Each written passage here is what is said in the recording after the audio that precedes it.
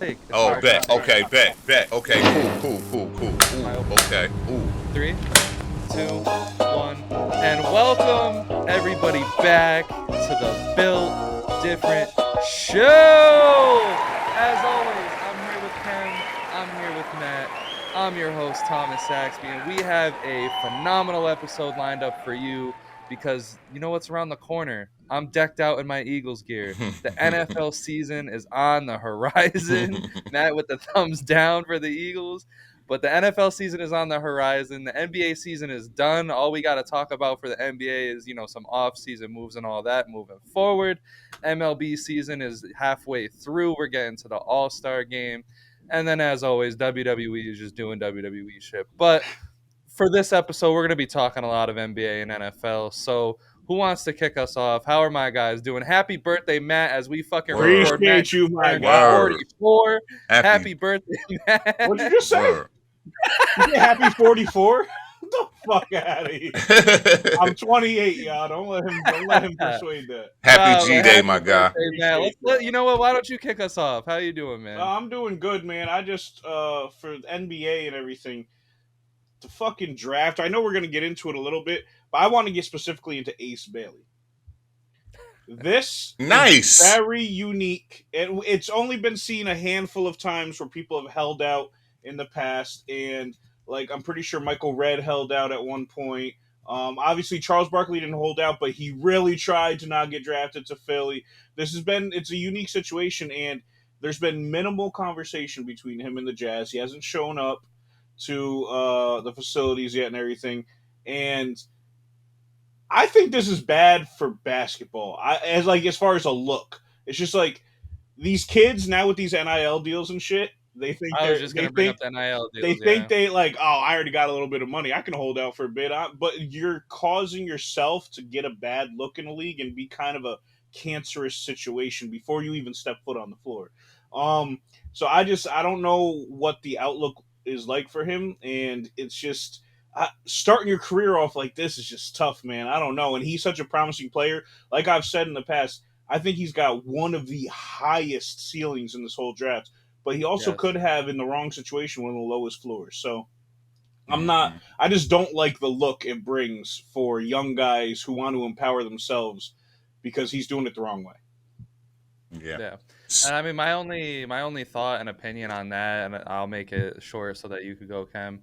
Is just like it's just like what you said with the NIL deals. Now that money is involved in college, these kids are getting egos before they even come to the big dance. I what happened to the days where people were just happy to be drafted? You know what I mean? But at the same time, I get it, man. He doesn't want to go to the Jazz, and I don't think the Jazz is the best pairing for him because he's already coming in with this crazy ego, and the Jazz aren't the best put together team or any of that right now. There's like no, I'm not saying the Jazz are There's no toxic, but they're direction. also not healthy. You know what I mean? So Ace, he's just gonna be over there just doing what fucking ever, and hopefully it works out. But at the end of the day, I honestly blame the Jazz a little bit. When a player says, "I don't want to play for your franchise," I don't know why you go ahead Danny and Ainge draft don't him. give a fuck. That's the thing. Danny Ainge couldn't Yeah. give a damn. Yeah, and who knows? It could work out perfectly. But when a player says, "I don't want to play for your franchise," you draft him. Like, okay, maybe you trade him down the line, but like, what value are you going to get for a player that's like this in the first place? Right, right. Go ahead, Cam. My bad. Well, no, ain't no my bad, buddy. That was well explained, thoroughly explained. What I'll say real quick is that 6'10" wing, explosive. He's already known for his inconsistency, like interviews and shit like that. So it kind of showed that he was, going to be some sort of an attitude problem, Right. as it was in college anyway, because he's explosive as hell. But the crazy thing about it though, guys, there's still a silver lining. He has until Sunday Yeah. Monday he has to report, but he has like basically until Sunday to be in Utah. You understand what I'm saying? So at the end of the day, you know what I mean? It's not all spoiled milk yet. The Right. other thing about it that I will highlight is that he definitely looked like he was happy to fucking be drafted, bro. He looked, if y'all watched the draft Yes. or watched any of his emotes or anything, he was definitely happy to be drafted. But behind closed doors and through socials and shit like that, these standoffish things that we know he is to have and who he is to be, it may hurt him. The other thing about it is that they own his rights. It ain't no whole bunch of shit to it. He was Yeah, drafted by Utah. yeah, So, you know what I mean? He can play this game all he wants to, but, if he wants to play in the NBA, you understand what I'm It'll saying? be a miserable 4 Yeah. years. And he will not be redraft. He will not be able to re-enter the draft once they right. sign for his rights. So at the end of the day, that is in a nutshell. I love, you know what I mean? You kind of highlighting that because this diva ass culture, got me twisted anyway. But what I want to highlight and kind of piggyback off of that, they ain't got shit to do with this diva culture. Y'all know that I'm a pugilist lover. Y'all like to see people man up, beat niggas ass, all that kind of shit. Tonight we got 317, UFC 317, International Fight Yeah. Week. Now listen, I don't know if y'all be down with it, right? But not only do I love boxing, I also love UFC because the mixed martial arts is an amazing and loving combination of multiple different styles of fighting, you know what I mean, put into one, and Yeah. you got these guys in the cage. But anyway, at the end, you know what I mean, we got Ilia Topuria, who is 16-0, is like a fucking monster with his hands against Charles Oliveira. You understand? Oliveira. Listen, man, this dude is one of the best finishers in the UFC. He can KO you, he can fucking guillotine you, he can submit you, you know what I mean? All these other different kind of ways. He's honestly one of those fighters that kind of had like like he was kind of like crashing, Yeah, like but mostly every the way fighter that, does, yes, but but he he came finishes. back. Yeah, the way that he Yeah. finishes is just so amazing that it always keeps. He's always a highlight reel Yes. waiting to be seen. What's really cool about this though is that Topuria has to go up. And Oliveira had to, you know what I mean, kind of cut weight. So we're going to have to see if his power is going to translate to him moving up, and if he's going to be as explosive by coming down in weight. You understand what I'm saying? So it's going to be a really, really good fight. I'm not expecting it to go, you know what I mean, the full 5 for the light heavyweight. I'm expecting somebody to get knocked out. If I was a betting man, if I was a betting man, I wouldn't take it to go past 3 rounds. Okay, but that's how I wanted to open up, guys. It's going to be a really good fight. What do you guys think about that? Or are you guys into it? I mean, I kind of just agree with everything that you said. Like I said, I only wanted to really highlight, Charles Oliveira, being one of those for there. We have very few fighters that kind of, they take a couple losses, make it, kind of look like, because every UFC fighter almost besides John Jones goes through it where they lose a few at the end of their career. And I thought Oliveira was headed down that path, but he's made a really good comeback. Reminds me of Max Holloway. But I hope, unlike Max Holloway, he can, get the Win the belt again. gold. I don't think he'll win though. Win it again. But I'm absolutely cheering for Charles Oliveira. Yeah, that's what I was gonna say, man. He's just a guy that you want to see win. But, given he's on the tail end and everything, but he's just a dog, man. He's just one of those guys that will be there till the final bell rings, whether it's him on the bad side of things or on the right side of things. He never gives a fuck up, and I just love that. It's just going to be a great fight. I agree with you though, Kem. I don't think I don't think it might get past 2, man. These guys are throwing it at each other, man. Yeah. And they both come forward. It's going to be crazy. They both come forward. They're not going to be conceding and backing to the they're going to go head at it, and I love it. Yeah. Hell yeah. Well, listen, man. I was gonna come at Kem with the Tracy McGrady stuff. I was gonna keep that discourse going, but I'm gonna be mature for once in my life and let it go. Okay, all right. I don't even remember what the argument was for Tracy. T-Mac and Brandon Roy. Brandon Roy. Yeah. Copy. I forgot already. I was like, what the fuck? That shit. Because There's gonna be another argument in a bit though about 2 players we talked about last episode. So oh yeah, hell yeah. But listen, I wanted to. And Matt's already came at me a little bit for the take, but I wanted to talk about LeBron James and some of the viral comments that you're getting he has me yelled made, at on fucking socials too, man. You're getting me roasted on socials. You're wilding with our page, man. You're wilding. Oh yeah. I was in an argument with some user on Twitter that they decided to post a screenshot of Matt and be like, "This is who I'm arguing with." Yeah, I wasn't involved, man. I wasn't involved. Son just picked the fat guy and said, "Let's roast his ass." I'm an easy target, man. Don't come at me like that. Oh man, but listen, I know this probably won't be received well. But listen, man, in regards to this diva culture, the NBA being a lot softer than it used to be, especially mentally, I blame the guy at the top. I blame the king. I blame LeBron James for that. There is so many examples of how he, as the leader of our league, as the leader of the generation that we are currently watching, has taken competitiveness out of the game of basketball. First off, the ring culture comments. He wants it not to exist. He says, I don't know why people, talk about rings, that much. But at the end of the day, at the end of every fucking day, the goal of sports is to win. And when we talk about all of our GOATs, who do we talk about? We talk about Michael Jordan. How many did he win? We talk about Tom Brady. How many did he win? Like Babe Ruth won like fucking 7-8 rings. That's why he's still talked about, to this day. He wants players not to take pay cuts anymore. He wants every single player to get exactly what they're worth. And, in principle, that is fine. Like that is cool. But looking out for your own dollar, there should be times in your career where you take that pay cut so that you and your team could win games, because there's been all these examples, and I hope somebody one day looks into it, especially with LeBron, is if he takes a couple pay cuts, especially recently, and I know there's like second apron and all this fucking other shit that, I'm not too fond of. I'm pretty sure LeBron would have more rings if he didn't take, some of these big contracts. He's already making, millions, almost billions of dollars in sponsorship deals. But I mean, he made it cool to switch teams, went to the Heat, left the Cavs and the dust, went back to the Cavs when they got their shit back together, went to the fucking Lakers when they got their shit together. He made it cool, man, and always left behind his scraps. He didn't give a shit, man. The push for load management, I mean, that's a whole nother thing. I fully believe you got a fucking ball. I mean, there's situations like Kawhi where he's like a fucking walking bag of dicks, and Joel Embiid where they probably should load manage. But listen, man, he's buddy with all the greats of today. You never see that. Maybe behind closed doors, we used to see that back in the day. And then honestly, always complaining about physical basketball. I mean, all of this shit together, you got LeBron James as the poster child of the guy that made the league soft. How do you guys think about that? Well, I'm gonna say this. Yeah, real quick. I'm gonna be light. Because listen, man, you ain't really gonna get too much from me on this. I'm gonna say this. I never made it to the professional level, okay, of basketball. I made it to a collegiate level of basketball, right? But I know, and I also played baseball. Won All-Stars, got trophies, all different shit, right? What I'm gonna say is this, right?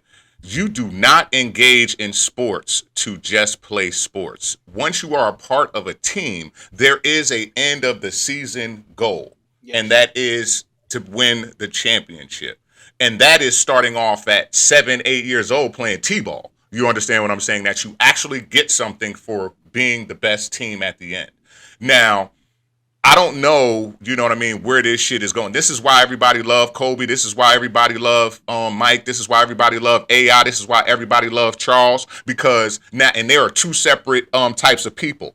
Everybody loves Charles and AI because they know that they wanted rings more than anything else in their career. Even though they played at the peak optimal performance and were better than everybody in their class at the time of them playing, but ran into Michael Jordan. And this is why they couldn't get rings, right? But there isn't anybody, man, that you're going to find, just to go back to what we're talking about, that plays sports, that doesn't believe that the end goal is a championship. I think that at the end of the day, like now to go back to the earlier take what you talked about with Ace Bailey and about how these NIL deals, once these kids start getting a little bit more money, I believe that the championship becomes more of a, you know what I mean, like a back of the dream more than the front of the dream that it was at the beginning of them starting to play sports, because now they're being compensated for the skill that hasn't fully even been honed yet. You understand what I'm saying? So now at the end of the day, you're getting these glorified goddamn role players, you know what I mean? And going back into what you're saying to where as though people are okay without winning championships. Get the fuck out of here. I know that he is a Laker right now, but I am not James. It's a total difference between a Lakers fan and James gang. You understand what I'm saying? Because the fucking Lakers probably only have one championship since the bubble, knowing that motherfucker think like that. I digress. Go ahead. All right, so Matt, before you go, because I know you're gonna have a strong argument against the last thought that I really had about that is I think if LeBron had won more championships, obviously one, he's the undisputed GOAT. But I mean, I'll put that out there. Undisputed GOAT of what? Basketball. If he had one or two more rings, he's absolutely it. No, that still doesn't. Okay. No, I'm sorry, but it's okay. But go ahead. Yeah. But like to my point is, I think he says that I don't know why ring culture is this or that, but like you left Cleveland to go to Miami, left Miami to go to Cleveland, left Cleveland to go to LA 4 rings. Mhm. He was hunting championships the whole. He's had 6 losses. all of these great teammates just to chase down these rings. Mhm. So it's another example of just LeBron just being a fucking And I hypocrite. love him. But I love him. But yeah, when he opens his mouth about things like this, in which he changes the narrative about basketball, he needs to stop that shit, bro. He really needs to stop that shit. I don't know what he think he's doing with the whole hookup that they got even going on with the minor game shit. Like, he got people thinking like he's some type of savant. Like, I'm talking about in basketball operations, you know what I mean, and how the player is supposed to think. No, stay away from that shit, y'all. Watch how he play and everything like that. But a dog is a dog and remain a dog. Do not take your teeth out of your mouth. Please. Go ahead. All right. So the ring culture shit is the thing I 100% agree with y'all on. 100%. You're not getting an argument out of me. I think that's a joke. Like you said, Kev, we're here to win. We're not here. Well, maybe new culture guys, like you said, also aren't here to win. Like, you've seen a lot of guys get their bag, regress, and play because they're not striving for greatness anymore. The era that he came up in, you came up to fucking win the rings. I 100% agree with the ring culture thing. I think that shit is stupid. Given he was more or less talking in that interview about he thinks people shouldn't use ring culture to diminish other people's greatness, like AI and like Steve Nash. So I kind of defend him with that. And Steve Nash was about to cry. Yeah, some was going through it in that interview. But the thing, as far as like the load management thing, LeBron didn't start that. Coach Pop and the Spurs started that. They made it popular. Kawhi made that popular. Has he supported it? Has he supported health over wealth in for the game of basketball? Yes. He did not start that. He did not make it popular. Leaving teams high and dry, like you said, bro. Cleveland didn't give him shit. How long do you want somebody to stay when Bro, they gave LeBron everything he actually wanted, though. Cleveland the first time? Oh, I mean the first, but I'm talking about the second time too. No, but I'm saying, yeah, that's different. Your biggest thing is he left them high and dry, and he made leaving teams and building other teams popular. What did you want him to do? And also, Wade, Bosch, and Braun also took a pay cut their that contract when they all joined forces. But what did you want him to do with Cleveland, bro? What did you want him to do? Please, I mean, your point is fair. Your point is fair. At what point are we just gonna let that part of he left Cleveland go? Because if he stayed, he went back. But he went back. He went back and won them a ring. If he never left Cleveland the first time, we might not be talking about LeBron James as anywhere close to the greatest player of all time, because he might have never gotten a fucking ring. Mm-hmm. So him leaving was the right move. And whether you want us to think him making it cool to leave teams, he's not the first fucking person to do that either. Yeah, no, not at all. Those are the arguments that got me tight. So the ring culture shit, I 100% agree. Yeah, he don't want to carry. He don't want to carry. He see, the thing is that he's a different player model than the prototypical player model than we're used to having. Yeah. Here's the crazy shit about it. The crazy thing about him and what we're all saying and everything about it, and any of the greats that we want to align with championships and things like that, the consistent thing about them winning championships as the primary or superstar of that team is that most likely they stayed with those franchises for a good amount of time to win multiple championships. You understand what I'm saying? LeBron was the first to actually travel and try to do it and never really stay rooted. You understand what I'm saying? Like, there's an interview where the motherfucker talks about, listen, and I don't want to listen, y'all get me to do this thing, but there's an interview where he talks about, like, Miami was like going to college for him because all he did was play high school ball in Akron, you know what I mean?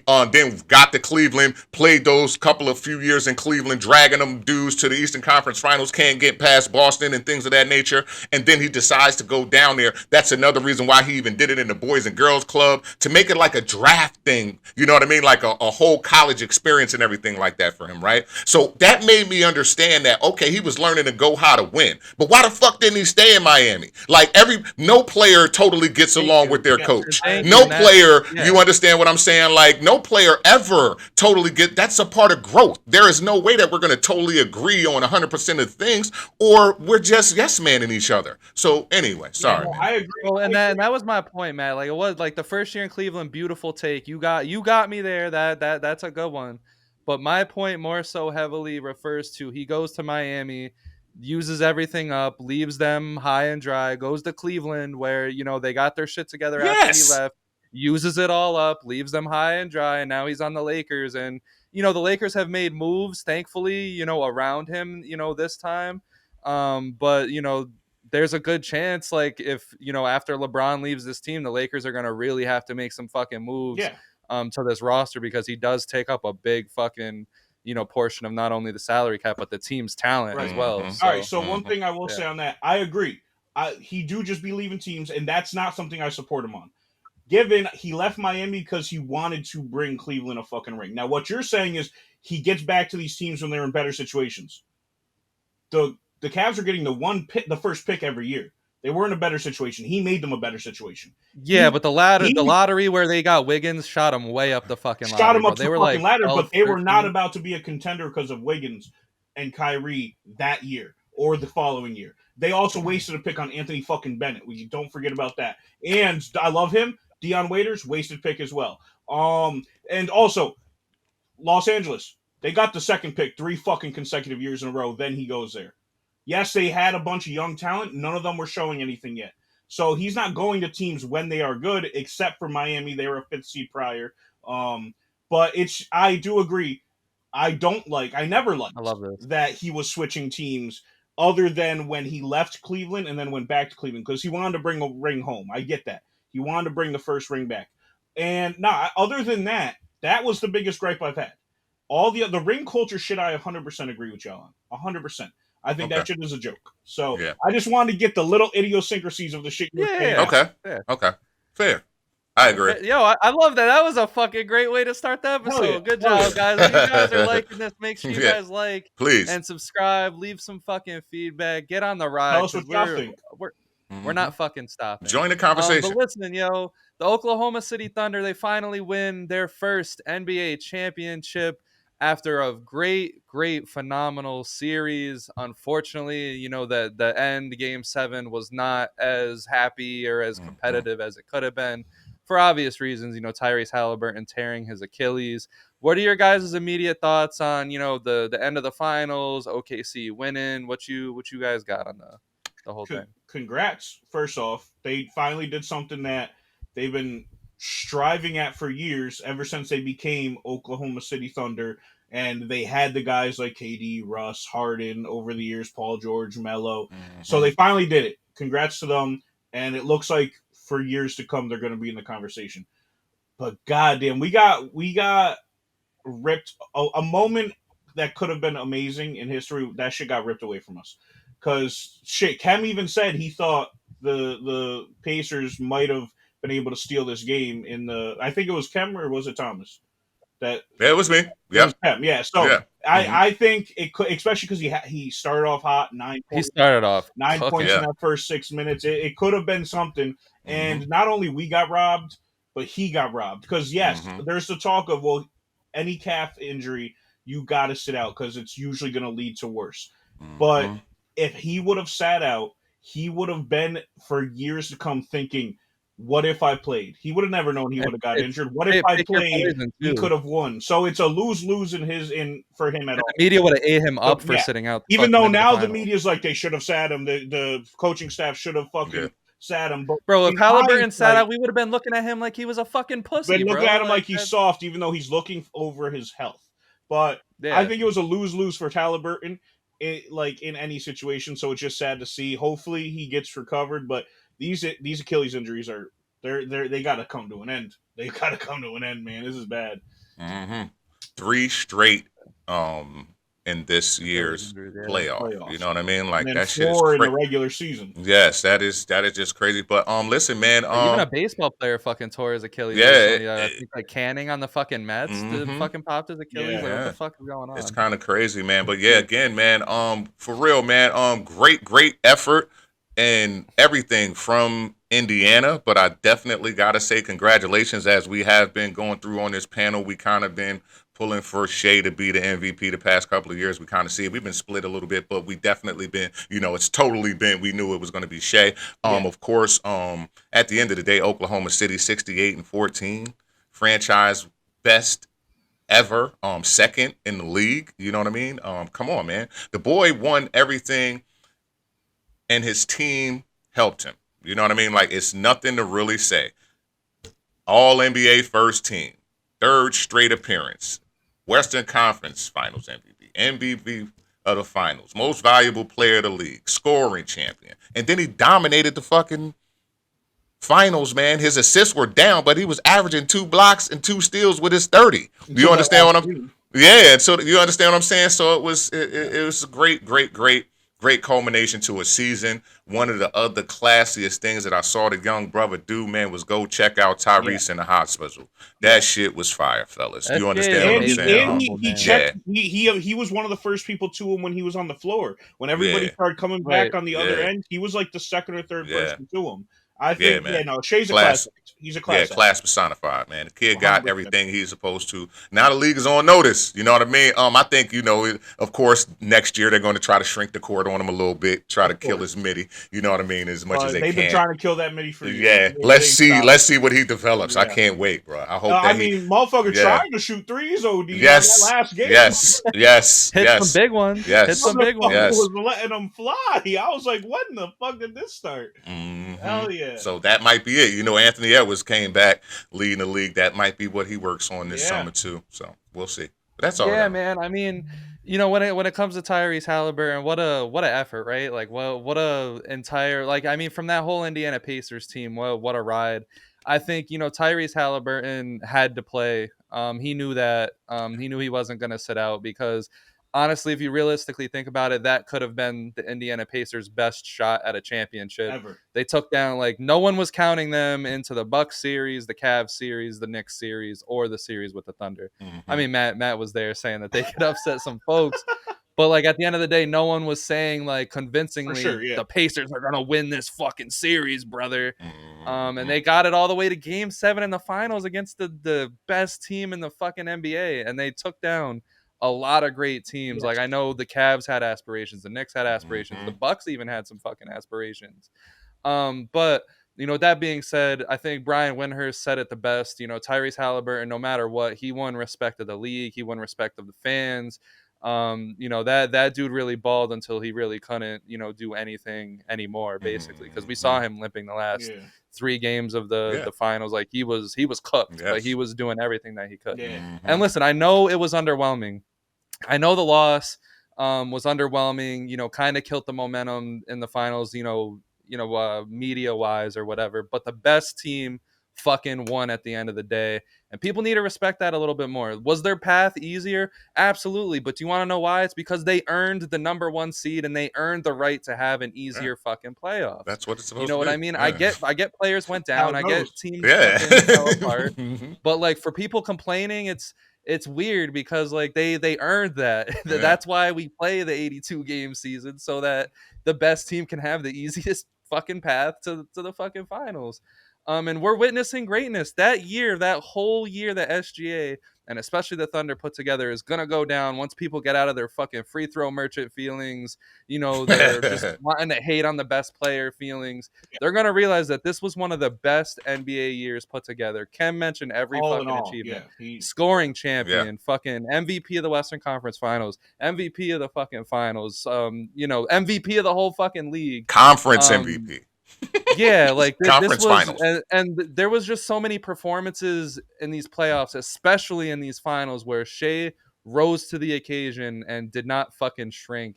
And for that alone, man, we witnessed greatness, and that's all it was. 100%. I mean, no matter how underwhelmed anybody is, you got to understand, you fucking witnessed greatness. You witnessed one of the best runs in NBA history, and that's just that. 100%, yeah. Agreed. Fuck it. Check. All right, so moving on, we just had the NBA draft. What do you guys want to talk about? My first take about this whenever I get to it. I got a bunch. Yeah, I think, listen, Dylan Harper, I'm in love with his game. I'll say this right now. He's going to be one of my favorite players moving forward. I absolutely love everything that I watched and everything that I researched beforehand. I think strike me down. I think he's going to be the best player, from this draft. And I think the Spurs are up. I think we're all worried about OKC, but I think the San Antonio Spurs are going to be that team that's going to really kill shit. And people better be fucking aware, because this year, Wemby fully healthy, and now they got a crazy squad of young dogs there.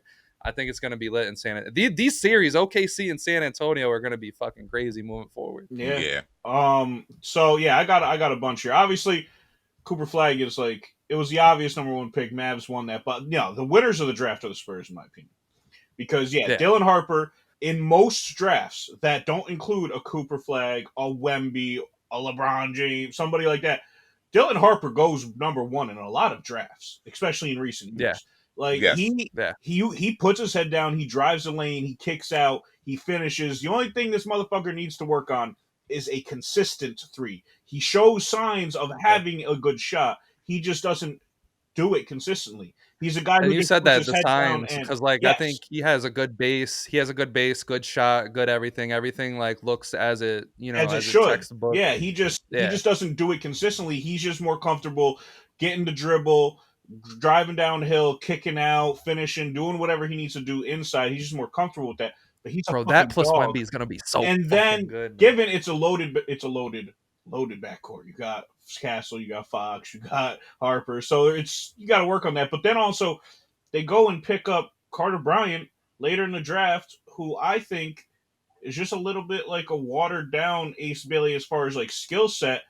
And he's just a great 3-and-D prospect who, given he didn't have a lot of opportunity in college, but the fundamentals are there. He shows he isn't 100% amazing in anything, but he shows potential to be great in everything. Everything. I love that prospect. Putting him alongside Shohan and Wemby, and then having those guys, whoever you have in that backcourt, they have a team. Dude. I will say my sleeper of this draft, though, I do want to say this, kind of reminds me of when I said the sleeper of the draft a few years ago was Tyrese Maxey, and they got him at 20. Sleeper of this draft for me is Will Riley at 21 to Washington. That motherfucker over the last 4 years went from 5'9" to 6'8".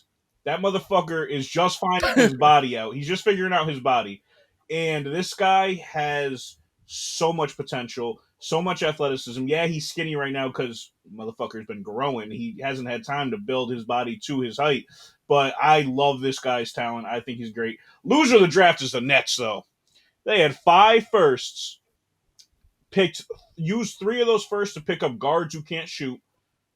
And then I like Danny Wolf. He's a great big. He has guard skills. And then I like what was his name? What was his name? Drake Powell, 3-and-D wing. Great. Good complementary pieces there. They picked up 3 guards who drive downhill, pass out, and can't shoot at all. Can't shoot a lick of it. So I don't know what they're doing. They didn't trade up. They didn't do anything like that. They had 5 picks, botched on 3 of the 5, in my opinion. But what do you got, Kim?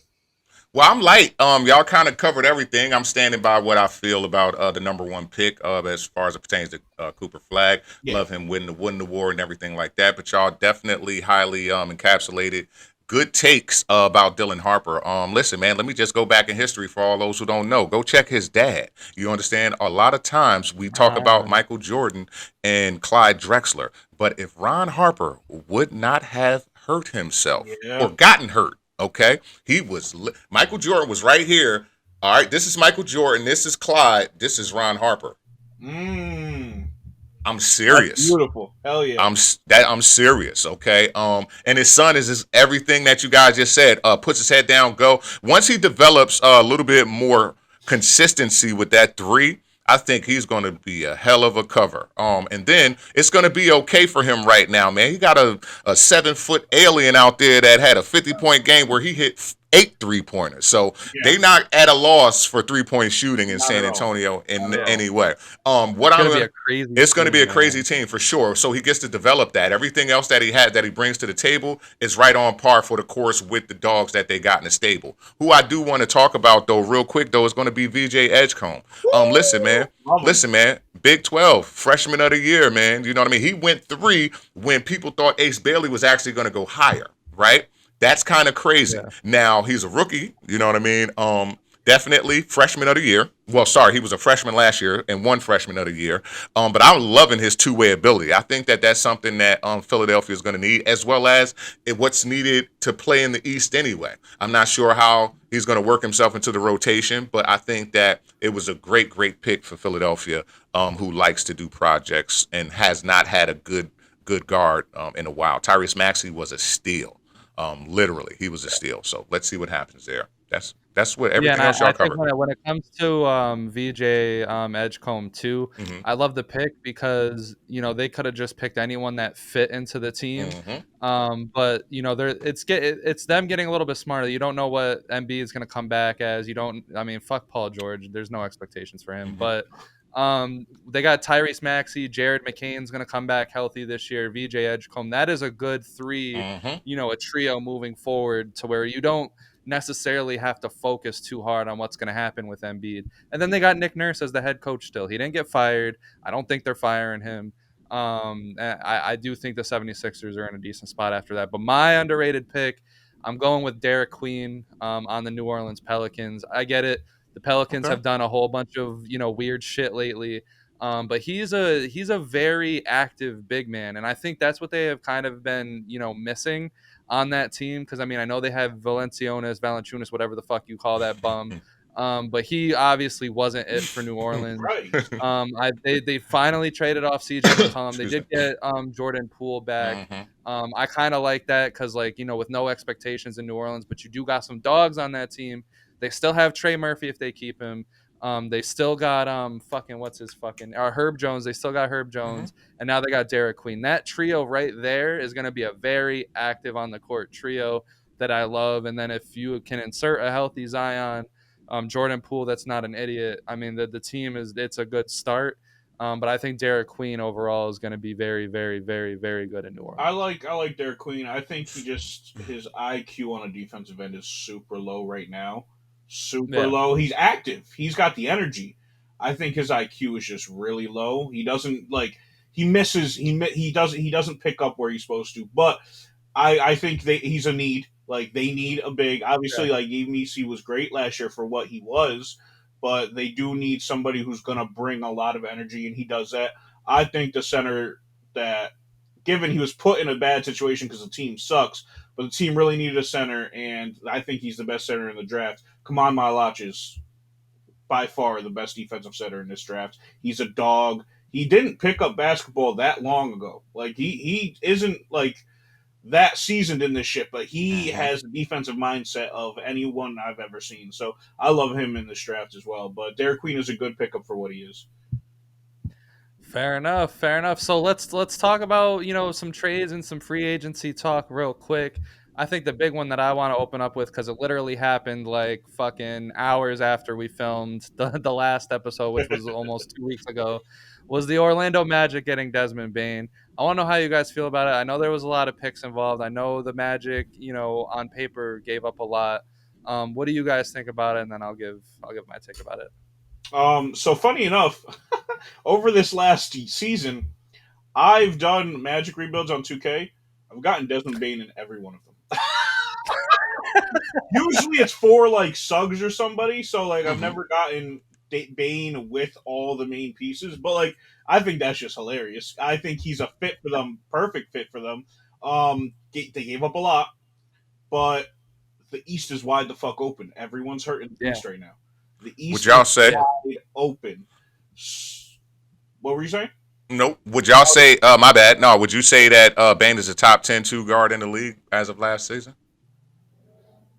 Yeah, yeah, Top 10? Yeah. yeah. Yeah. I feel Okay. like the two guard is like isn't that like you got obviously at the top you got fucking Edwards, Booker, Hmm. Mitchell, but Hmm. then like there on out it's like you can kind of like put anyone anywhere in my opinion. So I'm comfortably saying Bane is a top 10 shooting guard in the league, and he is a career 43% from the three.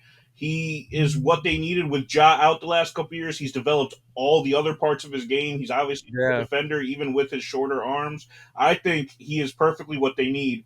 It's just like, damn, they gave up a lot of their picks, but if they're going to be great, those picks aren't that important.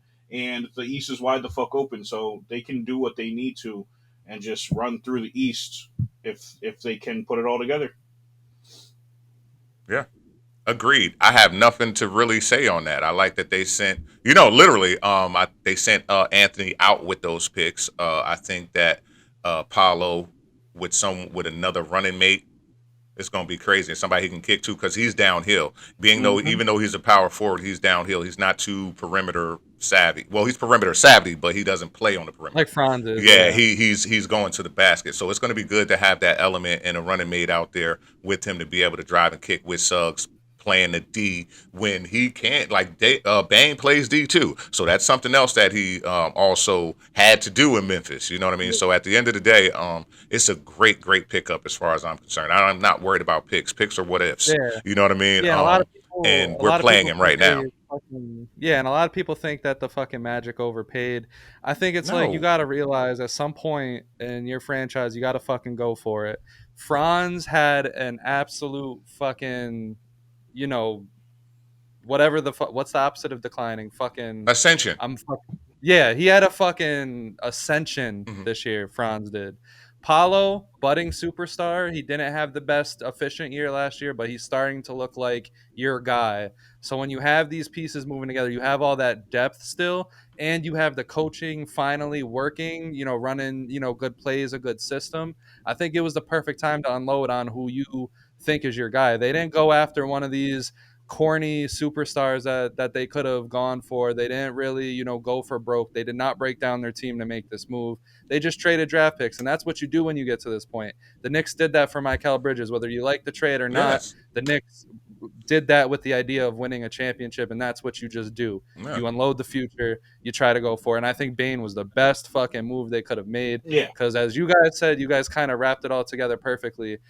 He's very efficient.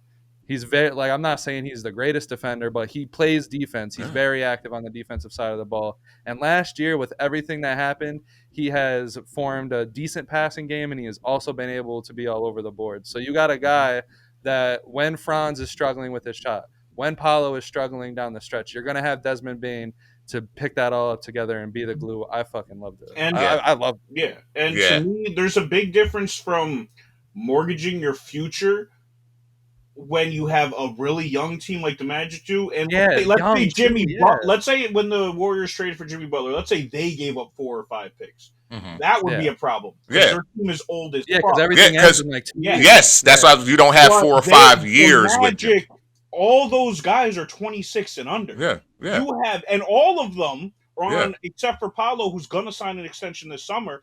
All of them are on 3 to 4 year deals as of right Yep. now. Yeah. So they have time. So this isn't Yeah. something where And fellas. if they don't get it this year, they're fucked. No, they got time. Fellas, y'all was saying Memphis was in contention in the West for the past couple of years.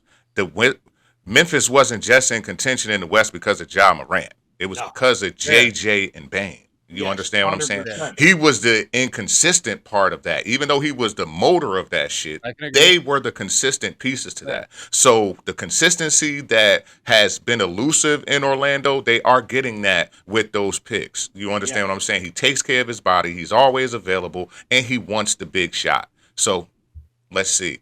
Let's Okay, see. agree. Run it. Mhm. What do you guys think about the Kevin Durant trade to the Rockets? I think you guys already know how Yeah. I feel. I think it's fucking lovely. Mhm. You take out Jalen Green, who has been kind of all over the place for them. Some days he's the guy you need. Other days, including especially in the playoffs, he's the guy that fucking shoots you out of the game or doesn't even give you a chance to win.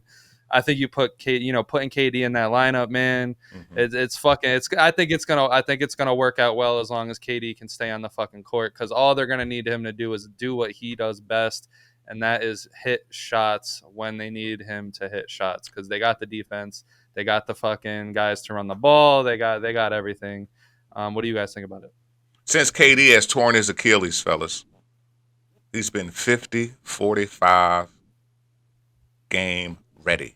You understand what I'm talking about? This motherfucker don't play. He gets buckets. You're going to get 25 points from him, 27 points. You're going to get about 7 rebounds, a good 5 assists every night. He is a bucket and ready to go for the 3-5 and above anytime. So I don't know, man. This is real regular, and they got to keep all of the core pieces, man. Your boy Sengun, all of the other Dylan Brooks. All they got was Dylan Brooks and Jalen Green and 5 fucking second round picks. Okay, let's And go. they got A 10 Kamau pick. in the draft. Yeah. I'm not. No, they don't count. Excuse me, but no, for real. I'm being honest. In the core that they got to keep, Yeah. Those like come on, man. It's built ready. Listen, what they didn't have, right? Why everybody wanted to match up against Houston was they knew that they didn't have a closer. Literally. They have a closer now. Everybody wanted to match up with them in last year's playoffs because of that. We know now, right? The youth, even people wanted to see OKC, like the veteran teams, like the younger teams didn't want to see OKC, but the veteran teams wanted to see him because they believe they can tug on those little fibers that people may not be adjusted to yet. Okay, so now they got their boy, they got Ime Madoka. Proven. I love his style. I love what he does with development. I love what he does with attitude, mindset. You understand, and play style. So at the end of the day, it was a win for Kevin Durant. Yeah, We'll see what happens. see, that's the big thing. Yeah, 100% win for Kevin Durant. And like Yeah. me and Ken be locked in lately, man. Everything he said, I agree with. It's just, and everything you said, Thomas. It's just like the trade was pretty much Jalen Green for KD. Jalen Green or KD does everything Jalen Green wishes he could do. That's no shots at Jalen Green. He's just not fully been given the chance and developed fully yet. But it's just like I think you will never have an issue having KD with the ball with the last minute on the fucking in the game. Yes, a couple episodes ago or maybe last episode, Kem, one of the things you were saying is like giving up a guy like Dylan Brooks kind of like gives away some of the culture as far as the defensive mindset, but you still got Amen Thompson, you still got Tari Easton, you still got Fred VanVleet who can lead that shit. You still have those guys that are locked down. Roof. So it's like you give away that like leader of it, but he kind of passes the torch to those guys who can easily take that for him. So I think this is a huge win for the Rockets. I think the Suns got a lot of shooting guards now. Yes. I don't know. Yes. They got a lot of shooting guards and one new center and a million seconds. I don't know what the Suns are really doing, but Devin Booker's fucking screaming into his pillow. Yeah. Sorry, free Devin Booker, man. I've been free Book for like 6 years now, so free Book. The crazy thing is that the only reason I didn't touch back on that is because KD is every bit of Dylan Brooks, but actually 100% better player as well. KD is going to talk shit all game, in your face all game, as well as get buckets. That's the thing that is missing from Dylan Brooks. He'll do the other two, but he won't get buckets. You understand what I'm saying? He might hit a timely bucket here or there, but more times than not, he's going to cost you more than you're going to benefit from what 100%. He brings to the table. You know what I mean? So, now, is there anything else free agency wise that you guys wanted to bring to the table? Right before this picked up, my boy Zoe got traded. My boy Zoe going to Cleveland. He's going to be that backup. He's going to. I love that fucking deal, man. Jerome. It's just I love seeing Zoe finally going to a contender, man. Zoe's been one of my favorite players in the league since he was a Laker, and it just him being injured for those years hurt me, man. I love Zoe. I'm just happy for him. Hell yeah, man. I think it's a great deal because if you keep Garland, which I think they're gonna be leaning towards, because I don't think that they can get I don't think they can get too much value right now for Garland, considering, the sour end of last year, and then he's a little banged up, currently, recovering and shit. I think it's a great trade because Garland, while I love Garland's game, I think a lot of people are starting to underrate him and what he's actually able to bring to the table. He does have that he has that disappearance in his game where the Cavs really need someone confidently running the ball in certain scenarios, and that's what Lonzo Ball brings. Granted, I get it. Lonzo Ball missed like fucking 14 years of his NBA career already. But the last year, him getting healthy and coming back, he has shown that he still has that confidence. He can still run the ball. He can run whatever offense you need him to run, downhill, uphill, side hill, fucking, barrel roll down a hill. He'll fucking do it. And I think all he has to do literally is pass the ball and maybe make a couple threes, whether that's off the bench or whether that's, as your starting point guard. I just hope the Cavs get rid of Jared Allen, get, maybe something else on the wing. Let's move Mobley to center, have Mobley gain a little bit of weight so that he could be strong at the 5. And let's fucking run it. Because I think Donovan Mitchell, most importantly, needs another running mate on the fucking wing. That's what I would fucking put importance on for the Cleveland Cavaliers. Yeah. All right, cool. Yeah. So, last episode, you guys both said that Russell Westbrook was better than Derrick Rose. The prime of Russell Westbrook is better than the prime of Derrick Rose. And I kind of wanted to argue a little bit. I'll open this up, and then you guys can fucking murder me after. This will be another, short where I'm a non-ball knower getting fucking murdered, and I'm fine with that because I love Derrick Rose. You cannot take the thought of prime Derrick Rose I love him from too. my mind. It pops into my He's head amazing. once a fucking day. It's fucking prime But- Derrick Rose. Listen, man. Of course he was the fucking youngest MVP. That's what everyone fucking talks about. But listen, people really think that that's like the only fucking layer, bro. When Derrick Rose was in his prime, everyone said he's gonna be the one to take down Bron. He's coming for the fucking crown. He's coming for the fucking throne. No one was saying that about Westbrook. He was just fucking stat padding in OKC. And I love Westbrook all time. Westbrook is gonna end up in my top 5, I think, all time point guards. I'm not shitting on him. I think Russell Westbrook all time is better than Derrick Rose. I don't think there's any fucking doubt about that.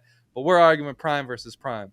For all you younger cats out there, I sound like an old man. I'm fucking 27 talking about young cats. Yeah. For all you fucking young cats out there, you do not know what it was like to live through the time of fucking prime D Rose. He was on everyone's fucking radar. He had everyone's eyes open. 25, 8-4 in an era with high defense. He had defense on his team. Second highest in win shares that season. His team finished first. That is not something that Westbrook can fucking say. Derrick Rose's team finished first with multiple injuries to that supporting cast. That year that they were first, and I get it, Westbrook and KD finished first. Not talking about that. We're talking about the prime of Westbrook, which was after KD left. But Derrick Rose. Yeah, you're about to get fried. Please. He is. Continue. You better. I'm ready for it. Yeah. His team was first despite injuries. If you guys remember, Boozer was injured, Luol Deng was injured that year. They had a lot of injuries on and off. Joakim Noah was playing injured, and they still finished first because of him being number 1, QB1. But listen, he was less reckless than Russ. I think Russ was a very reckless basketball player. I think Derrick Rose was a lot more calculated. Except for his knee. He played to win. I think Russell Westbrook, there's a lot of tape that shows him stat padding for those triple doubles. I think Derrick Rose has a better jumper, a silkier floater, a better fucking inside game. I think he had better clutch. I mean, the stats prove that. And overall, Derrick Rose was the more efficient player. You can shove them assists and rebounds up your fucking ass because they did not contribute to winning basketball. So real quick, let me break that down. Yeah, go first. Yes, go. Russell Westbrook, when he has a triple-double in a game, wins 74% of his games. Please shut the fuck up. Thank you. Stop that. Stop that. Please stop that. Stop that shit. Thank you. 74% win percentage when he's averaging a triple-double. 74% win percentage, and I'm going to tell you this, Mr. Fast Guy. Russell Westbrook played 70-plus games in 9 different seasons. That's great because we're arguing the prime. Let me get to prime. MVP. Listen, don't forget, I give Westbrook the all-time status. All right. Yeah, I got. Let me go prime. Westbrook was by far and away the MVP that season because what he was doing was phenomenal. Yes, they were a 6 seed. I'll give you that. Had 47 wins. And Rose, number 1 seed. Much better team. Yes, they were injury filled, but much better team. Russell Westbrook's second running mate was Victor Oladipo, who had not broken out yet, averaging fucking 15. And he came off of an injury. And his third best player was Enes fucking Kanter. Enes Freedom, my boy. Third best player on that team. So, and then let's get to he shouldn't have fucking won MVP. They gave him MVP given. I love Derrick Rose, youngest MVP ever. I loved his game back then. We've seen it years and years before. Michael Jordan should have won it over Barkley. They was getting tired of Jordan winning, gave it to Barkley. Fucking Rose, they didn't. It was the first year of the Miami Heat. They wasn't trying to give LeBron a third fucking MVP in a row because he just went to a stacked team. They had virtually the same stats other than LeBron having more rebounds, more points, more steals, only half a less assists, better free throw percentage, the same 3-point percentage. LeBron should have won that MVP. Russell Westbrook by far and away won the MVP over James Harden. Bro, fuck out of here. You got me tight now. Yo, let me just kind of, and I'm gonna give you something just because of what you said, Tom. So yes, his change of direction was definitely unmatched. All right, and he definitely had that he's the one energy. You said all of those things, right? But this was only from 2010 to 2012, my guy. That was it. Yes. That was it. That's what we're arguing. That's what I'm listen, come on, man. You cannot do that. Prime was 2013 through 20 like and 19, then, bro. Listen, like, what are you talking about? He averaged a triple-double 4 different seasons. And we only talk about a prime of a year and a half, 2 years. He averaged a triple-double 4 different seasons, my guy.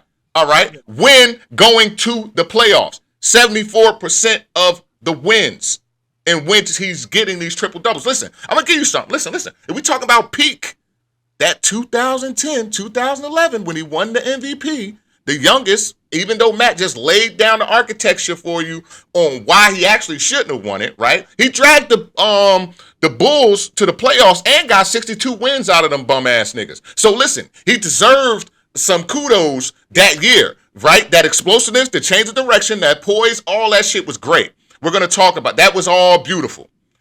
But listen, he redefined the modern triple-double, my guy. He redefined the position. Of course he was stubborn. Of course there was times that it seemed reckless. But when have you ever seen him shrink in a moment? When have you ever seen him not game up? Just because there may be a bad play, he's still giving you 100%. Listen, man. Effort-wise, listen, man.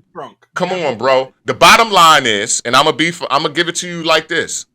This is how you like it. Derrick Rose shined brighter, but Russell Westbrook had a way longer burn, brother. Way longer burn.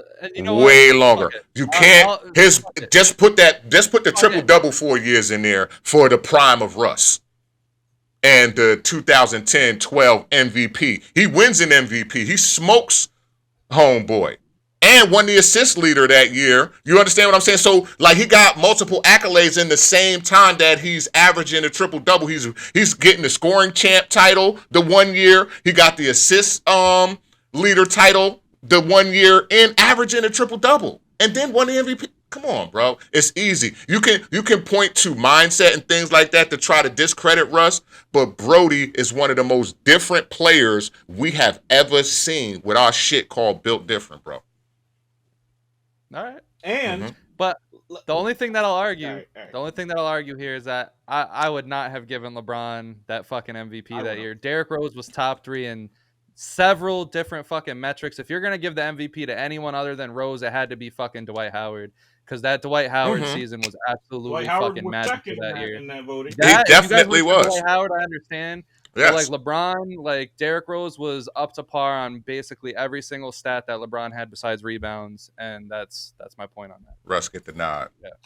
Yeah. Then considering the fact that he finished fucking first with, as Kem said, them bum ass fellas.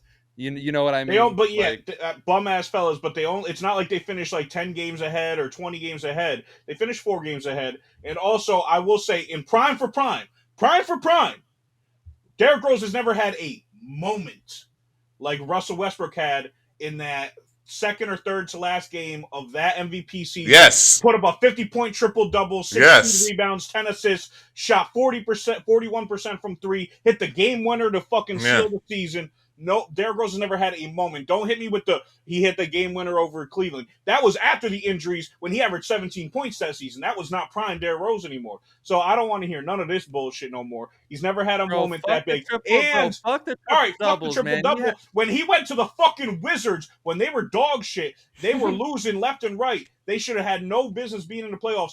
Russell Westbrook, once Beal decided, all right, I'm going to let Russ control this team, he brought them to the fucking playoffs. Did they do good in the playoffs? Fuck no, they're the Wizards. But he fucking willed them to the playoffs just like Rose willed the fucking Bulls to the playoffs. Don't do that shit, man. He made hustle cool again, man. Stop playing, man. All these divas. We just been talking about how divish the goddamn... 20-20 for Nip. Come on, man. Come on, man. Stop playing, man. Whatever, man. Yeah, man. Stop, man. Come on, man. Let's move into some football to end this episode. We got we got to bring it in because this season, man, this NFL season is around the corner. It's time to talk some fucking football. We're finally almost here. Foosball. So look, who do you guys think? And we'll start this off, with a quick, easy list. Who are your guys' top 5 quarterbacks going into the NFL season? Who would you guys have? I thought you took that off the list. Patrick Mahomes' ability to extend plays and deliver in clutch moments is always going to be number 1 right now. Number 2, we're going to go with Joe Burrow. He has the highest QB grade over the past 3 years, without a question. Over the past 3 years, but they got to do something with it. He led the league in touchdowns and everything last year that didn't do shit. They got to do something better. He made sure that he got those guys paid. Offense don't totally win football games, though. They still haven't signed Trey Hendrickson, who's led the league in sacks all last season. It's going to be crazy, but I still got him as the second. Number 3, we got Josh Allen, okay, the dual threat QB. Come on, elite arm strength, bigger than everybody, faster than everybody. Let him, see a lane. He's gone. Dangerous as hell. Number 4, I'm going with Lamar Jackson, 2024, first team All-Pro. Without a question. The accuracy now, he's a fucking nightmare. Act like he's not. I got some hotter shit to come around later. And y'all probably, or some people might want to come at me. Even though we got somebody that won a Super Bowl, he's not in my top 5 of this year, right? Listen, I see it. Listen, I love you. Listen, now today I must be trolling, all right? But listen, my number 5, listen, the number 5 QB in the NFL, Baker Mayfield. Straight like that. Straight like that. Yes, man. He led the league in passing touchdowns last season, man. He led the league in touchdown. What can I say? The media agrees with you, man. The media does not have Jalen Hurts. Thomas made a post about this, man. The media does not have Jalen Hurts in the top 10 QB. Listen, he's on the outside looking in. Listen. He's the picture.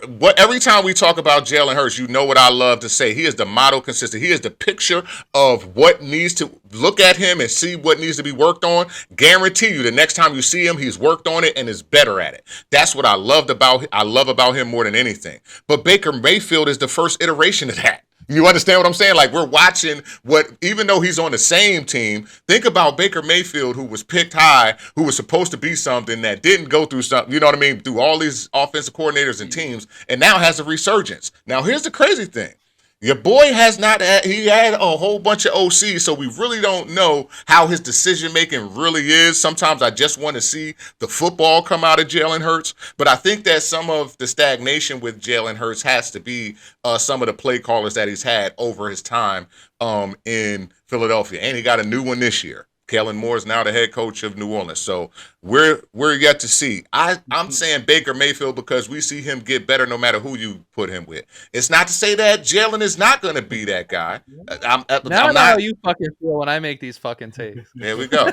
All right. All right, so I'll go real quick so you can have the whole floor after Thomas. So number 1, I just got Mahomes. He had a down year last year, and people are acting like he's not a top 5 QB. My list is about to be crazy anyway. That's all over the internet that he's not a top 5 QB anymore. And it's they're tripping. Yeah, he this year he's gonna go the fuck off. I got Lamar too. It's just motherfucker was a dog this past year, man. He keeps improving so much every year. He keeps showing why he's one of the best two-way fucking QBs in the NFL in today's era.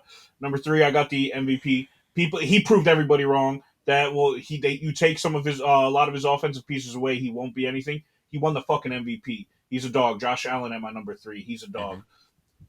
My boy Joe Shiesty 4. It's just like everything you said, Kem. Everything you said offensively, he's fucking amazing. But then it's just like it comes down to just like those little things the little like fundamental things that he doesn't have down and everything. And then the team as a whole, just like you said, aren't thinking of bringing back some key pieces that just might hurt them in the end. And then I got you, Thomas. I got you. Number 5, I got my boy Jalen Hurts. Your boy Jalen Hurts. Jalen Hurts in that. So it really came down to the Super Bowl for me. he didn't like shelter in the moment. He didn't Mm-hmm. falter. He threw, I think, 17 for like 21, 22. He He threw looked like great. 220 yards. He had The 2 second tutties. Super Bowl, he did that. Second Super Bowl that he showed the fuck up. It's just like he's there in the moment. He gets them there. He helps them get to the moment, Look at my but then boy. he doesn't fall in the moment. He actually I'm fucking about to. he shows Oh, up. I'm about to I tweet got that. Jalen Hurts number 5. I'm gonna let you go, Tom. Yo. All right, He's so ready. listen. My list is a little different. First off, shout out to Joe Burrow, not on my list. I need to Damn. see some better leadership. I need to see Okay. something better from up top Okay. this year, because like, all these cold starts, slow starts, Yeah. especially that he has, I hate seeing it, at this point. And then shout out to Baker Mayfield, Cam. I'm not going to shit on Baker Mayfield because I also love the story of Baker Mayfield. I think it's absolutely a good one, and it's not a bad argument to have him in the top 5. He was 6 But for number me. 1, I'm going away from the norm. Number 1, I'm doing something a little different. I'm going with Jalen. No, I'm just kidding. I'm going with Lamar Jackson. Listen, Lamar Yes. Jackson, as Matt has stated, has improved every year. But we're talking about a guy that doesn't throw picks anymore, Yeah. throws very fucking well with the football now, on top of his running game, on top of his leadership, on top of everything. I get it. He hasn't won yet, but the player that he's becoming, I think when Lamar Jackson and the Ravens win one, I think they're going to end up winning a couple, and it's going to make up for all of, these losses earlier on. He's one of those players. Everyone shits on him that he needed to do this and he needed to do that. Well, he's doing that now. All that's left is to win, and it's going to come. Like, these guys have like 15, 20-year careers for that reason. Number 2, I got Patrick Mahomes. Listen, anyone putting him anywhere lower than 2, I think you're out of your goddamn mind. I don't care how sorry or how sad he plays. He is the leader of the Kansas City Chiefs that has not been taken out of the fucking AFC for a very long time. And I cannot put most guys above him until that actually happens, until we actually see the Chiefs get pegged down. Because whether he has a good year or not, the Chiefs had a good year, and that's honestly the most important thing at the end of the day. Number 3, I got Josh Allen, MVP, blah, blah, blah, whatever. I'm not going to talk too much about him, because number 4 is Jalen Hurts. I'm sorry, Kem. I think if Jalen Hurts is not on your list, I think it's absolutely insane. I get it. You love the stats. You love all the counting stats. You love all that, and I absolutely get everyone's obsession. But them motherfuckers at ESPN, what happened to winning? What happened to maturity? What happened to being the fucking locker room leader? What happened to making plays at the right fucking moments? None of these QBs make these fucking correct plays at the correct times anymore. Jalen Hurts has been criticized his whole fucking career for being an idiot with the football. He has finally fixed those. And what did it lead to? Immediate success. I'm fucking. I was about to say you're fucking up your camera. Yeah, buddy.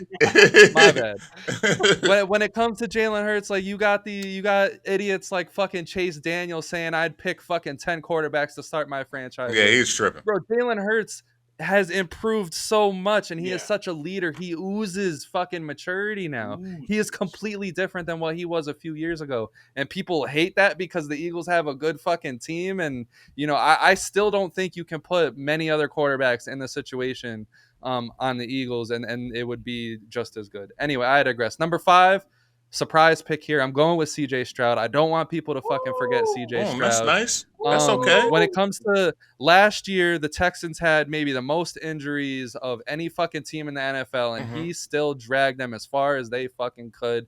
Year before that, we all remember they were all fucking rookies. We remember what he was able to accomplish. Going into this year, he does not have the spotlight on him that much. He doesn't have all the pressure to, replicate what he did in year 1. I think him and the Houston Texans are going to have a phenomenal year, not being in that spotlight. Okay. I fucking digress. Respect Jalen Hurts. I totally do. Pretty love it, much bro. what Tom's is telling all y'all that are watching and listening. Y'all don't know ball. And I get it. Kem wanted, but Kem, he shouted out Baker Mayfield. It's a good good insert there. So I can't be like fuck him. But everybody else, like these bum ass ESPN analysts, like the ones that put fucking Bryce Young over Jalen Hurts after a couple good weeks last year, fuck them. They're tripping. So the greatest thing about Jalen Hurts, like, listen, man, because of now, listen, you can almost hold the same thing against Jalen Hurts that you can hold against Joe Burrow, right? About the slow starts. Jalen Hurts plays the best in the biggest moments. He's the best big And that's game what you quarterback. want out of You your understand what I'm quarterback, saying? isn't it? But no, that just makes him the best in the big moments. That doesn't make him the best quarterback of the 2025 season. You understand what I'm saying? Or 2024 season. That makes him the best quarterback in those moments. I wouldn't take, you know what I mean? Like right now, he looks the most poised. You know what I mean? Like both Super Bowls that he's played in, the one that he's lost and the one that he's won, he's looked phenomenal. It's just over the season, and I think that has something to do with some of the OCs that he's had. You know what I mean? I think he looked, you know what I mean? They keep changing on him. So now, hopefully, this last iteration of one, we make it a phenomenal season. But the Eagles as a whole, come on, man, they the fucking cheat code. Like, you know what I mean? He can't be the best quarterback and y'all be the best team and the best defense and the best, like, come on, bro. Like, It all starts at the top. It all starts with QB1, his fucking phenomenal leadership. They would all fucking die for him. It all starts there, bro. And Saquon. You have some bozo quarterback in there, it doesn't work. Absolutely. They did it with Nick Foles, but whatever. No.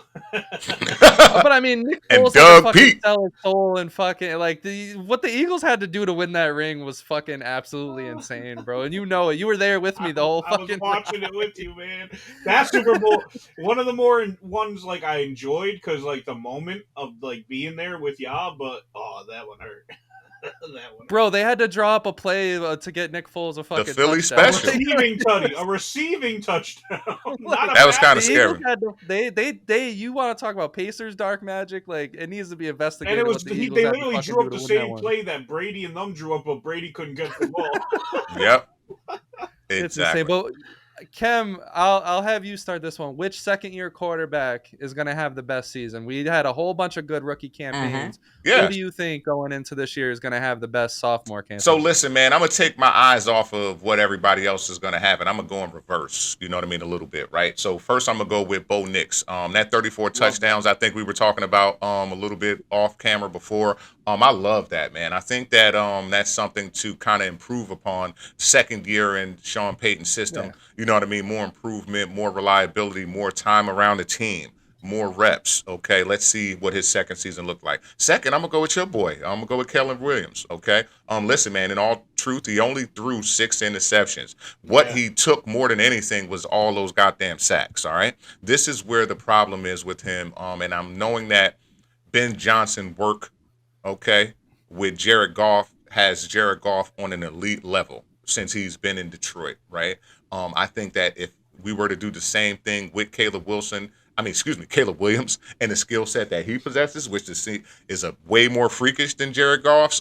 Listen, man, I'm looking for him to come back. And that year one offense that he had is even more revamped in year 2. He got a lot more offensive line. So he's going to be okay, right? Third, I'm going to go with Drake May. All right. Listen, man, he showed promise. All right, he showed some promise.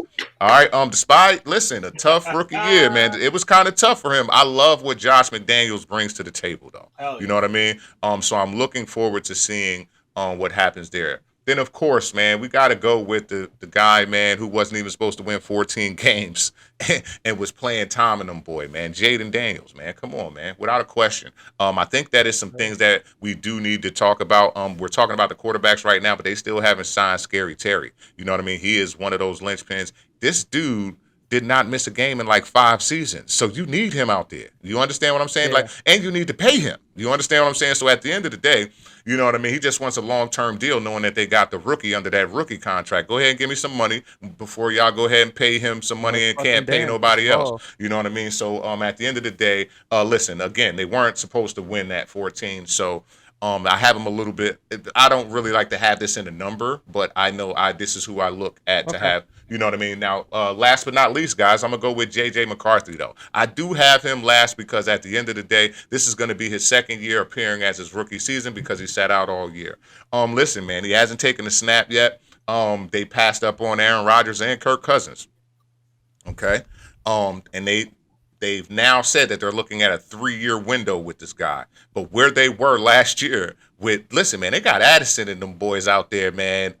Jeffries, I don't think them boys is going to want to be sitting around too long. You understand what I'm saying? So at the end of the day, he needs to pick it up. So I got him last, but I'm looking for him to have a big year. I don't think he's going to have as big a year now because I think Caleb Williams' second year and it being his first year, Chicago should edge them out just mentally. But the coaching tree of Kevin O'Connell and them, come on, man. You know what I mean? For them to All right, believe in the guy, fair enough. it's kind of scary. Okay. All right, so I didn't have a list like him. I just thought Neither did I. pick the one guy you think is going to have the best season. So I just A got lot of good insight. for me, it came down to the run at the end of the season. Yes, a lot of people are going to be like, well, they figured him out. It's kind of like CJ Stroud. He had a really great first season, had a little bit of a down second season comparatively. I think fucking Jalen Daniels is just gonna have an even better season. But it comes down to that little playoff man. He averaged, I think, 274 yards per game in those 3 playoff games. That's what you want. That's what you want. In the regular season, he had sub 10 interceptions, which is another thing. We again, you brought up Caleb. He had 6, which was phenomenal. I still think 9 is where you would expect a rookie QB to be around at like the Hell level he's playing at. I just think anything under 10 for a rookie is phenomenal. I just think he's just going to keep improving his game. You did bring up they got to bring back some of these guys, and I 100% think my take depends on that. But I think they're going to put it together and get the guys that they need to, and I think he's just going to keep improving. He's got that mentality, and I love that shit. Yeah, I mean, I got one guy. Listen, when it comes to Jaden Daniels, I think I don't know if he will slump, but I think at the very least the team is going to slump because it was a year of them surprising people, catching people off guard, kind of like no one really saw this coming from Jaden Daniels, as good of a quarterback as he was coming into the league. I think the team's going to struggle a little bit because teams are going to be playing them harder. They've seen all the tape on them now. They've gotten to sit back and prepare going into the season. It'll be interesting to see how Jaden Daniels reacts to all of that pressure. I think if he can get through that, man, we got another fucking big good one. And that's gonna be cool. But I got Caleb Williams, man. Listen, he showed me a lot, even struggling getting sacked, all that. I think that's gonna go away, as Kem said, with good coaching. So if you take away him taking so many sacks, you're looking at a really fucking good quarterback with Caleb Williams. I think his head is in the right spot. I think coming out of college, a lot of people were questioning his maturity, all the negative media. I think he learned a lot throughout the year. And when the Bears struggled, he did not collapse mentally. I think that was a big point. And I think going into this year, they have a lot of positivity. They got a lot of weapons. They got new coaching. They have their fan base back invested again. I think that is a huge thing for Chicago because they have a great fan base. People cannot forget about that Chicago Bear fan base. But I like Bo Nix, but I don't trust the longevity of the Broncos. I don't trust the ego of Sean Payton. I hope they can just keep doing what they were doing, keep plugging and keep going. But as you know, as time goes along with Sean Payton, shit does get very fucking toxic in that locker room. I think when it comes to Drake May, I love Drake May. I love that the Patriots are working on their offensive line. I just want to see it on the field. I don't want to say good things or bad things about the Patriots yet because we all thought Mac Jones was destined for success too, and we saw how that went. So I hope things go better for Drake May. Why would you say? And then I think one guy you guys didn't mention, Michael Penix Jr. I think it's a good situation out there in Atlanta. I think they can win their division. I think he can have a good year. The whole locker room is behind him, and I don't fucking blame them. They've had a lot of fucking trash walk through that locker room with Mariota and Cousins and all that crazy shit. So I think they're finally happy they got a good quarterback. I think they're going to flourish. And with JJ McCarthy, it's too unpredictable right now. I don't. Kem makes a very good point. I think the pressure is too much on JJ McCarthy and the Vikings because they have this win now team, but a very raw rookie quarterback who had to sit out all last year with a major injury, and they didn't really get a backup. Who's their backup going into the year? Let's see. It's a good question. Shit. Because if JJ McCarthy goes down or whatever the case have, their season's done, and now you're gonna have a whole bunch of disgruntled great players. So it's what I mean. It is what it is. But I got Caleb Williams on that. And then the last thing before we get out of here, what are the 3 takes going into this NFL season that you would die on a hill for? So I'll go first. I think the Patriots this offseason and draft, think, like you've just mentioned, they bolstered their team up a little bit. Their O line is looking better. They still have a little kinks to work out on that D line, so it's like, all right, they're not going to be amazing right now, but I think they can pop out and be the second best in their division. I think that they can maybe do a little something this year. Drake's May development is crucial to that, but I think Yeah. Bills around 12-5 ish. I think Pats can maybe go 9-8, maybe. And then I think Dolphins 8-9, Jets 5-12. I think that's reasonable to say. That's not crazy. I think they With can. as ass as the Patriots were last year, I think Drake May had a good year through the Patriots being ass. Yes, So yeah. I think yeah, I think that can just carry over, and with the pieces they yeah. put together, I think they might be able to sneak a sneaky okay season. Two, I got. I think Xavier Worthy in his sophomore season is really going to help the whole Mahomes not having a good offensive season. I think them two together is gonna light the fucking board up. I think they're just gonna be seamless together. And then I know you said you have some hate on this for me. You're gonna push a little back on this. I still think Bryce Young is shit. I just it doesn't he doesn't work for me, man. He just doesn't work for me. I don't get what you're seeing. I get he still hasn't played a full season of him being the guy to start and everything, but I just don't see it. I don't see it. He still throws way too many interceptions for the games he plays or for the touchdowns he gives out. He still looks a little lost, not lost out there, but nervous. He looks nervous out there to me, which is fine. But it's given with the situation he's in. But I just don't see what the fuck the media sees and what you see. I don't know what Kem's point is thought on Bryce Young is, but I don't like him, man. I don't know something about him. Man, so Bryce Young is like a black Drew Brees. You know what I mean? Like he's a little bit smaller, you know what I mean? But he has Yeah, a bigger arm than Drew Brees. But the yeah, thing about him and Drew is like they need offensive line to have yeah, protection to be able to deliver the ball timely. They're highly efficient when given protection. That is what made Bryce Young flourish in yeah, Alabama and why he was highly sought. He was a sniper. You know what I yeah, mean? yeah, yeah, Literally, yeah, he yeah. could pick you apart. But what we're seeing late season last year out of Carolina was a tidbit of who he could Yeah, be it was a and lot of why. potential. Yes, you know what I mean. Towards the end of the season, when it really didn't matter for him. Right. So if he can put together a season, I mean, I'm not looking for it. You know what I mean. I don't have anything against your take. I was just giving a little depth about Right. Bryce Of Young. course. Yeah. No, I like that. That's why I said. That's why I said I Yeah, was like, maybe he's not put in the best yeah, situation and everything. I get that he yeah, doesn't have protection, but it's just like yeah, I think more or less also in the back end of that season where he was showing that potential. I also think teams weren't giving a fuck about him. yeah. I think they were just Uh, letting him do him. Let him They knew, cook. bro, let him cook, but they knew they were going to get the fucking win off them anyway, so it didn't matter. Right. Hmm. Listen, man, when it comes to Bryce Young, I think yes, was he a shit show? Yes, but you got to also consider the Panthers are a fucking shit show Yes, as well. yeah, And I think after being benched and coming back, I think it unlocked something in Bryce Young's head and what we have all wanted to see from him since college, which is his ability to pull that dog out and actually fucking apply it on the fucking field. When he came back after a couple games getting back under his feet as a starter, his last 8 games of the season, which is the second half of the season, he had 1,709 yards, a completion rating of 61%, 12 touchdowns, 3 interceptions.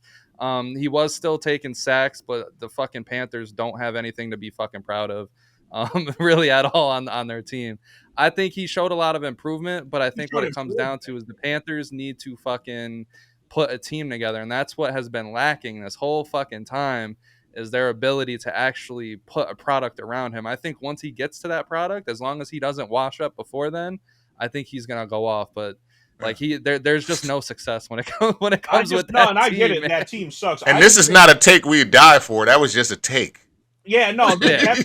I Right. had a much bigger hate for him last year, and I Hmm. mentioned it on the Oh pod. yeah, And this Hmm. year, I just still believe it. And I think even with a comparable team around him, he would still just be a mediocre quarterback. Like I don't think he would be anything like balls to the wall.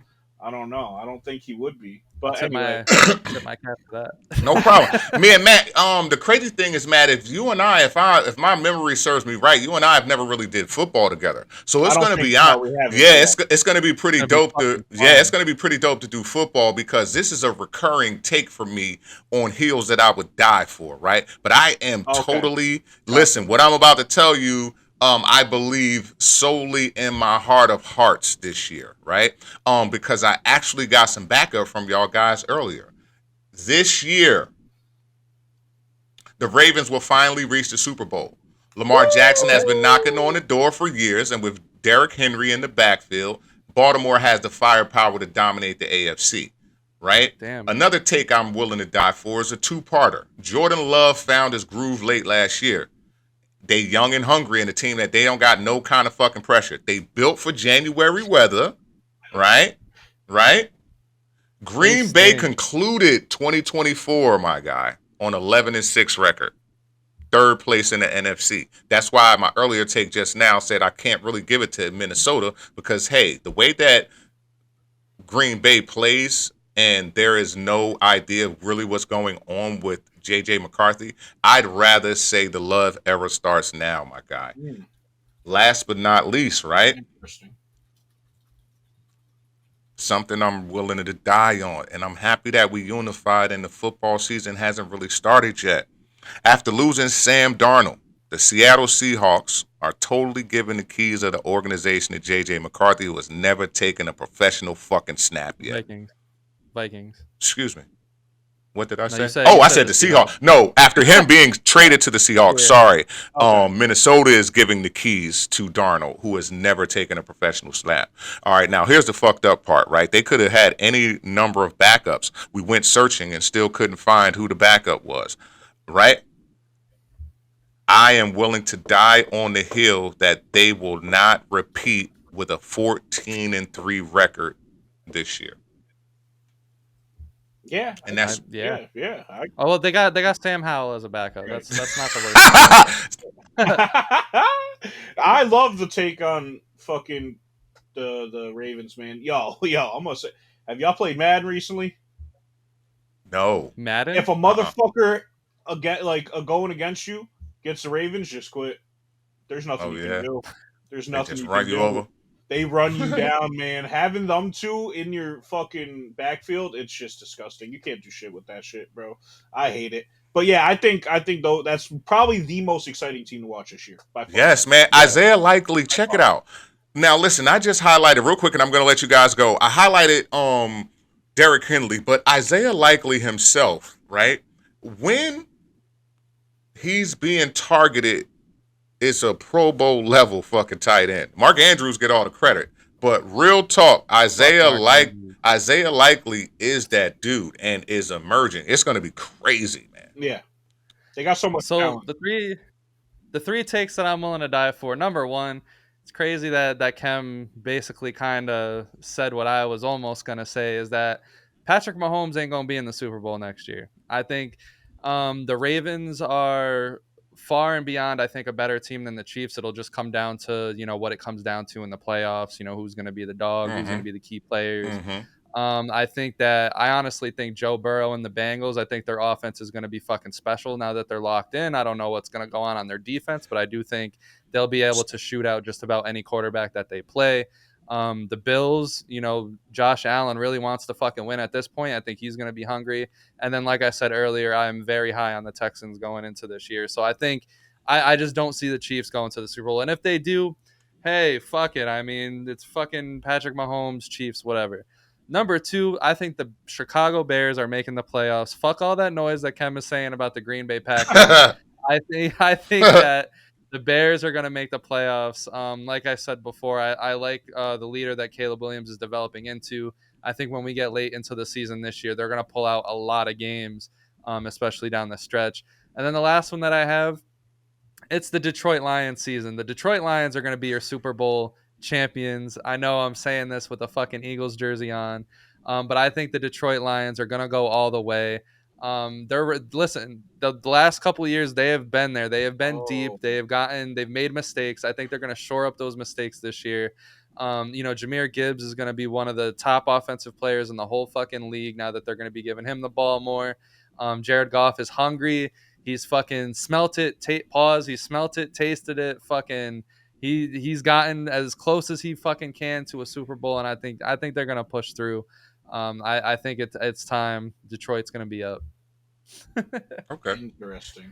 And that's what I got, man. Listen, hey, Eagles will probably, end up going on and, another legacy run. I'm fine with that. Hey, you know what I mean? But I think the Lions are ready. But with that being said, we hope you guys enjoyed this whole episode. I thought that was one of our cleanest episodes that we have done yet. If you guys got this far, whoever got this far, we fucking love you. Yes. We thank you. Yes. Thank you for being on this ride with us. Yes. Stay different. Yes. Make sure you check out everything. Check out our Twitter. Check out our Instagram. Check out everything. We got a lot going on, and we just want you guys to buckle in because it's not stopping anytime soon. Hit the music. Have a good day, night, wherever you are. Dun, dun, dun.